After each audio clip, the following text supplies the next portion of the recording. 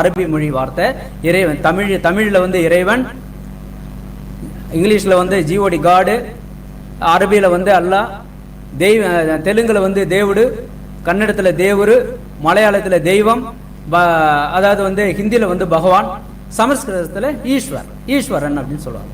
So இந்த மாதிரியான அந்த தெய்வம், ஏக இறைவன், தெய்வம் ஏக இறைவன் ஆகிய அந்த ஈஸ்வரன், அந்த பகவான், அந்த தெய்வம், அந்த அல்லாஹ் எப்படின்னு உங்க வழியில நம்ம சொல்றேன். ஸோ இந்த பெயருக்கெல்லாம் சொந்தக்காரனாகிய அந்த படைத்தவன் இந்த இறைவனுடைய வழியிலேயே பயணம் செய்பவர்களுக்கு இங்கேயும் மறுமையிலையும் சரியான ஒரு நற்கூலியை வழங்குறான். ஸோ இந்த உலகத்தில் மட்டும் நான் நல்லா இருக்கணும்னு நினைக்கிறவங்களுக்கும் இந்த உலகத்தில் சிறப்பான அந்தஸ்தை கொடுக்குறான். அவன் கேட்கறத கண்டிப்பாக கொடுக்குறான். ஆனால் ஒரே ஒன்று மட்டும் நம்ம மறந்துடுறோம். மறுமையில படைத்தவனை விட்டுட்டு படைக்கப்பட்டவைகளை வணங்குபவர்களுக்கு இறைவன் கொடுக்கக்கூடிய ஒரு மிகப்பெரிய தண்டனை நான் சொல்லலை. அல்லாஹ் வந்து அவனுடைய கட்டளையாகிய குரானில் பல இடத்துல மென்ஷன் பண்ணியிருக்கான். கண்டிப்பாக அவனுடைய கோபமாகிய நரகம் தான் என்று சொல்லியிருக்கிறான். நான் சொல்லலை, இது அல்லாஹ் அறிவான். சரிங்களா? ஸோ இப்போ ஒரே ஒரு விஷயம், இது ஒரு உதாரணம்னு சொல்லி முடிச்சுக்கிறேன். இப்போ இந்த ஒருத்தர் இருக்கார்,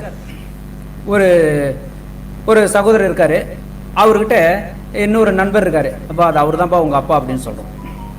இல்லப்பா எங்க அப்பா தான் உனக்கு தெரியுமே அப்படின்னு சொல்றோம். இல்லை அவர் தான் உங்க அப்பான்னாக்கா எவ்வளோக்கும் வரும்? கண்டிப்பா வரும் இல்லையா? ஸோ என்னை பெற்றவர் அவர் தான்ப்பா, ஆனா என்ன வந்து எங்க அப்பா இல்லை வேற ஒருத்தர் அப்பான்னு சொல்றான் அப்படின்னு நம்ம கோவம் வரும் இல்லையா?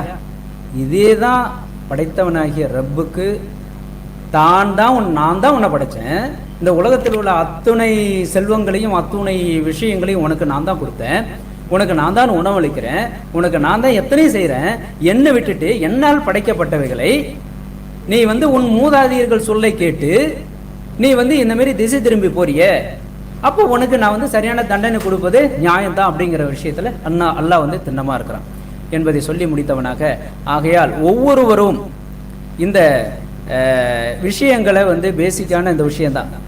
இந்த விஷயத்துல நம்ம ஒவ்வொருவரும் தெள்ள தெளிவா இருந்தா இந்த உலகத்திலேயும் சிறப்பான வாழ்க்கை தான், மறுமை உலகத்திலேயும் சிறப்பான வாழ்க்கை தான் என்பதை சொல்லி முடித்தவனாக எனது உரையை முடித்துக் கொள்கிறேன். அதற்கு முன்பு என்னுடைய அன்பு சகோதர சகோதரிகள் அனைவரும் வாழ்க்கையில் ஒரு முறையாவது இந்த குர்ஆன் என்ற இந்த ஒரு அல்லாஹ்வினுடைய கட்டளைகளை நீங்க படித்தீங்கன்னா உங்களுக்கு தெரியும்னு நான் நினைக்கிறேன். இன்ஷா அல்லாஹ் இந்த தொடர்புக்கு உங்களுக்கு புக்கு கிடைக்கல அப்படின்னா கூட கண்டிப்பாக இந்த வீடியோவுக்கு கீழே போயிட்டு இருக்கிற அந்த கான்டாக்ட் நம்பருக்கு நீங்கள் கால் பண்ணீங்கன்னா உங்கள் அட்ரஸுக்கு வந்து சேரும் என்பதை சொல்லி கொண்டவனாக எனது உரையை முடித்துக் கொள்கிறேன். அஸ்ஸலாமு அலைக்கும் வரஹ்மத்துல்லாஹி வபரகாத்துஹு.